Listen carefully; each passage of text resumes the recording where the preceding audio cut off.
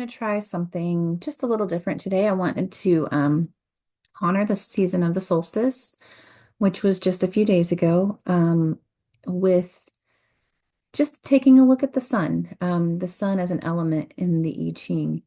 This element is often also translated as fire, but the qualities of it very much merge well with some of our Western esoteric ideas about what the sun brings. When I think about elemental systems across cultures, generally I feel like I see a broadening of understanding of that element, rather than a conflict, if that makes any sense. It's like I now have more things to bring to this idea of the sun, and I hope that this video helps you see some more things. A text I'm using to kind of guide um, my insights today is the Shogua, which is sort of a Chinese text that just outlines all of the traits of the element in different ways. The trigrams. So an element specifically is a grouping with the I Ching, a grouping of three lines. This is the sun over the sun. So these three lines match each other, these three and these three. Solid, broken, solid, and that's the sun. I remember this distinctly from the moon because it's open in the middle, so light can shine through it. Um, that's that's just a visual picture I have that helps me think of the sun. And this particular card is hexagram 30, Flaming Majesty, and it's double sun, so it's the sunniest of the sun cards. Um, and a line from the Shogua that I think is especially helpful with this card is one towards the end where it says, "The sun manifests in the eyes." It perceives, it sees things. Um, I have this as an inverse to my moon card, which I kind of wish I had pulled, but I didn't. Where double moon is sort of about inner depths, seeing inside the self. And it's also an eye the way I've drawn it. And this is more about seeing outward, seeing everything. Um, this sort of connection to truth and power such that you can perceive all things. And that is a defining quality, one of the most defining qualities of the sun in the I Ching. I'm going to look at some others that I think are really important. So the first line we get from the Shogua, and I want to try changing my camera view a little bit so I can show cards this way. The first line in the Shogua about the sun reads that the sun and moon do not conflict with each other. And so these are the cards I have for hexagram 64 and 63.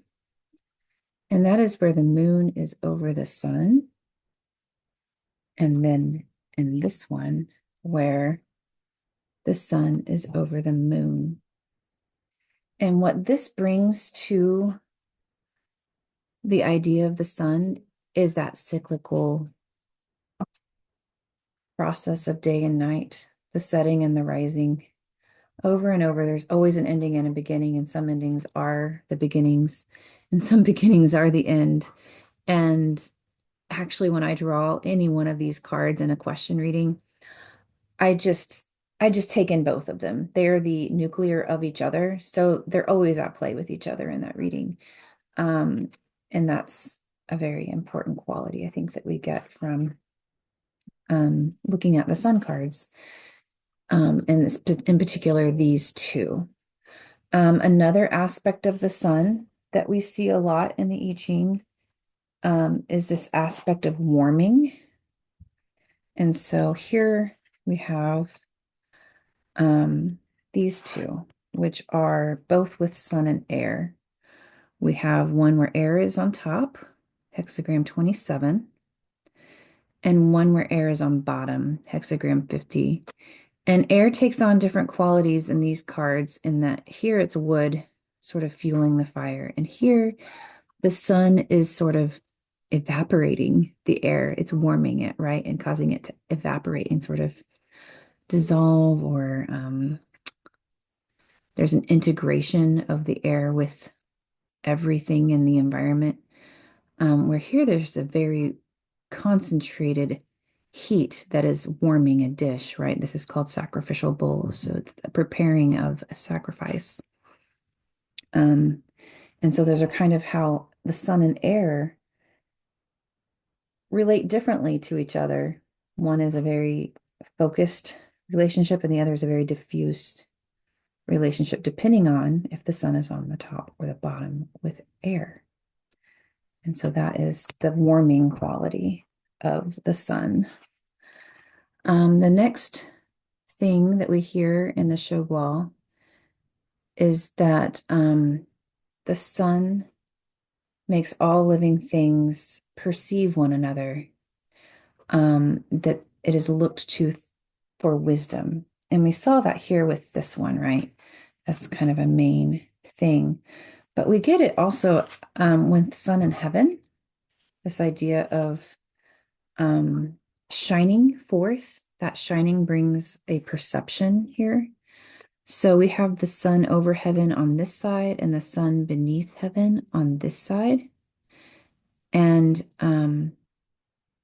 the difference is in the cloud coverage, right? If the clouds are kind of representing heaven here.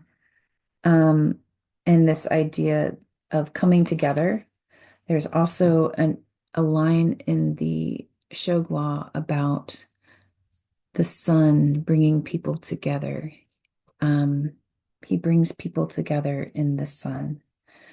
And so coming, or that truth aspect is very much associated with the shining aspect.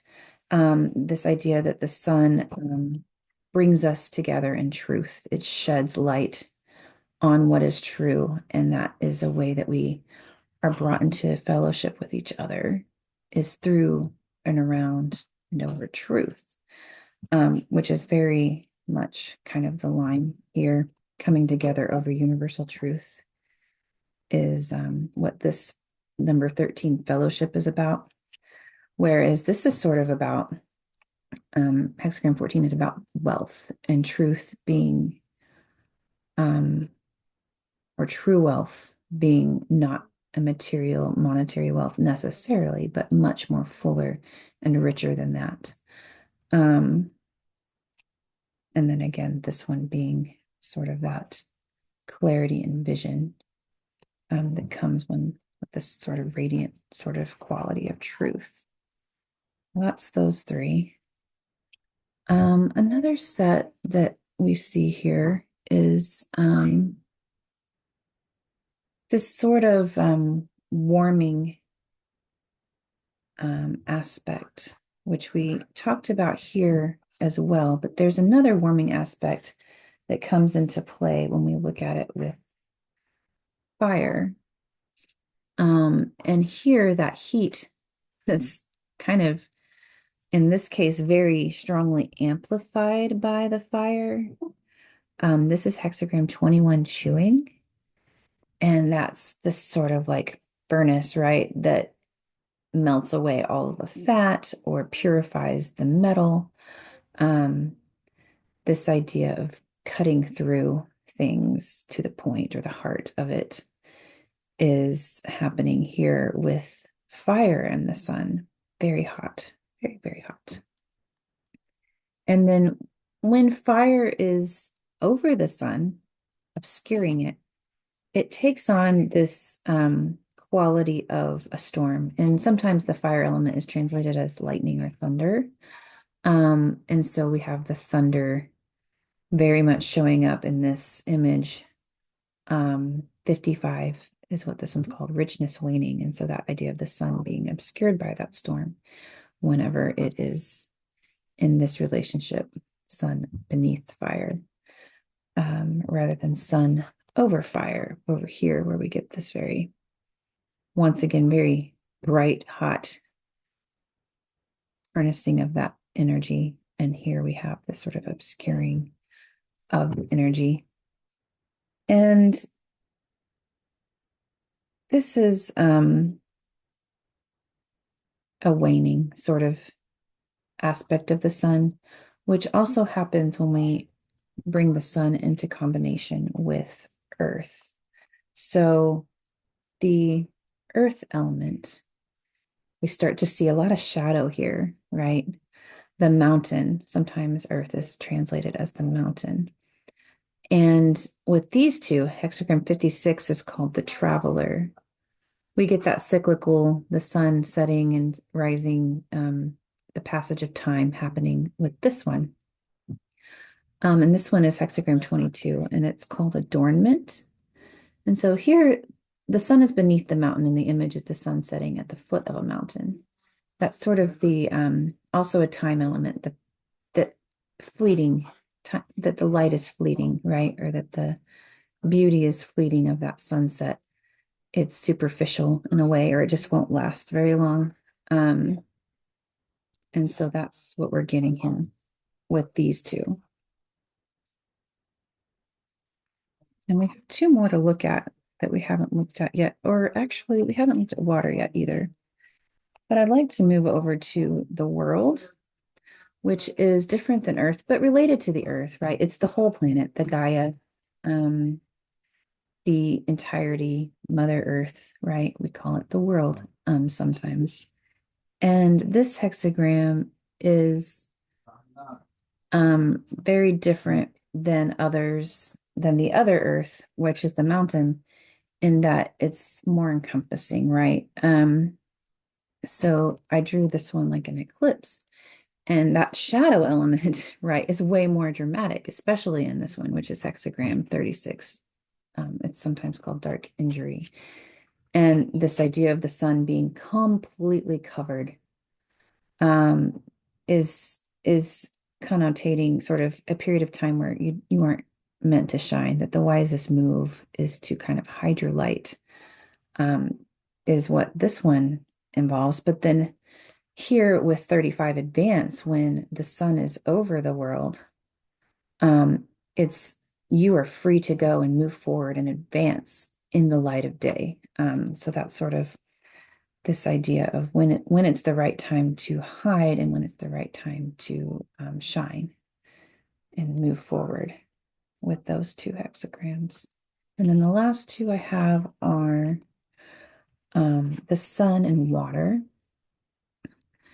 And the sun and water have or the lake is sometimes called, different, also have sort of a subtle relationship. They subdue each other a bit. So we have this idea in number 38 where the sun is above the water of the sun is a rising element and water is a falling element. And so the title is separated. They are separated from each other. This one actually has a relationship here with this highly integrated sun and air. They integrate fully into each other, almost dissolve into each other. And this is called household, and that's sort of a goal you may have when you're sharing a home is that your talents have an integration that is harmonious. However, the counterpart or the knowledge we learn from these two, which have sort of an overturned relationship with each other, is that yes, you want to integrate all of your talents, but you don't want to lose your individuality. And separated is about maintaining individuality in the sense of self. And so that is how sun and water relate to each other. And then here with sun and water, where the sun is beneath the water, it's sort of drawn as this reflection on the water, still warming the water, but it's not the fullness of the sun, it's the reflection of the sun. And again, we have a sunrise here because sun is a rising element. And the idea is that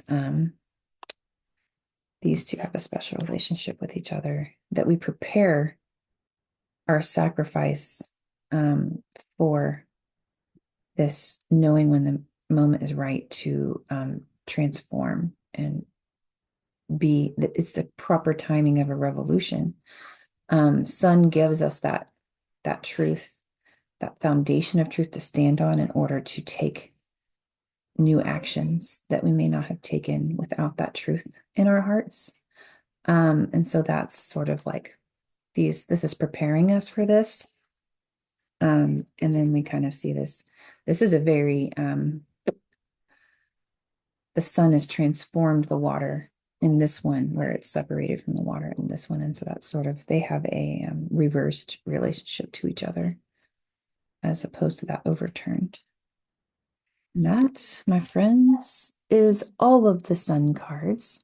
I hope it was interesting and enlightening on kind of understanding what that element of the sun brings for us in the I Ching.